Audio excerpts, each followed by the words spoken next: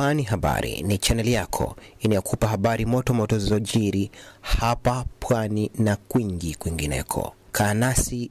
Haya yameelezwa na mkuu wa wilaya Chake Chake Zuhura Mgeni Othman katika hafla ya maadhimisho ya siku ya uhuru wa vyombo vya habari duniani iliyofanyika katika ukumbi wa manispaa Chake Chake.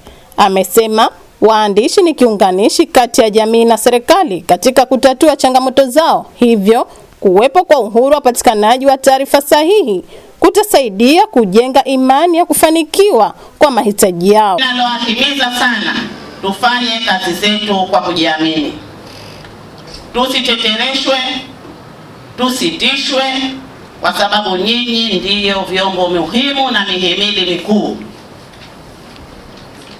Kila jamii inamhitaji mwanahabari, kwa sababu mwanahabari, bila mwanahabari taarifa zitakuwa watu hawawezi kuzipata.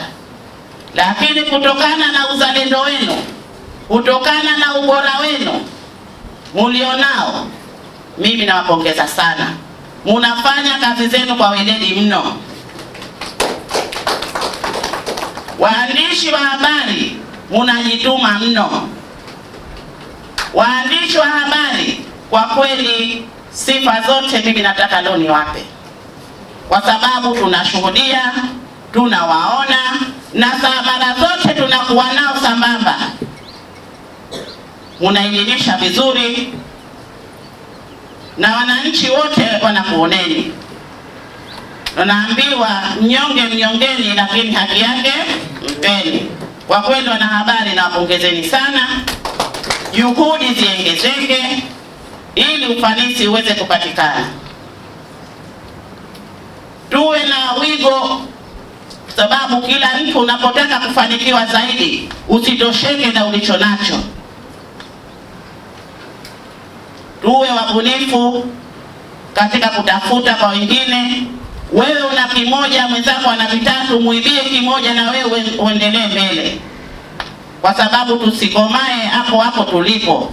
Lazima tupige hatua mbele kwa ajili ya kuleta maendeleo katika nchi yetu. Wanahabari oye!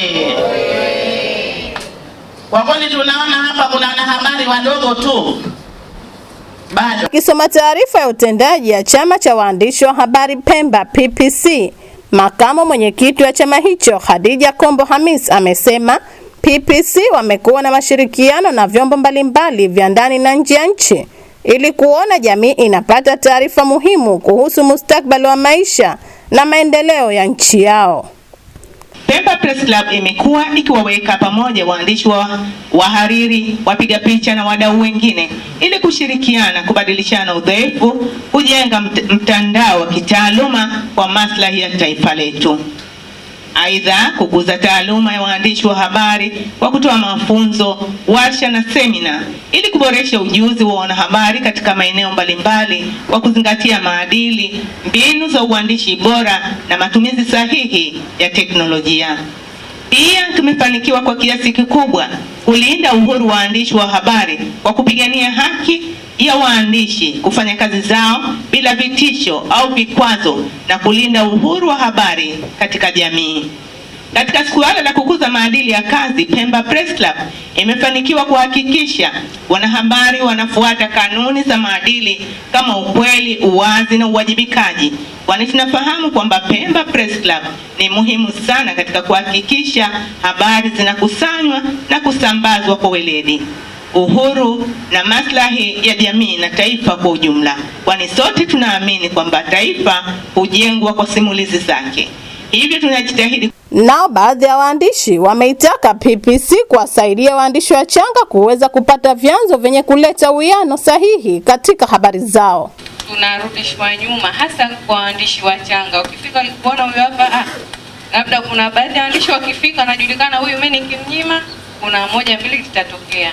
Lakini kwa huyu kwa mpaka sasa hawezi kuchukua hatua yoyote. Kwa ukifika anakunyima, pengine wewe kushakwenda kule kujitolea, ushachukua changamoto za wananchi au wanachotaka kusema, ukienda pale kutaka hiyo balance unanyimwa na unaambiwa kwamba ukijaribu kufanya tutakiripoti chombo chako na tutakifungia. Pengine unaweza kwa kushapoteza harama hata 20,000 wewe tafuta ile kazi.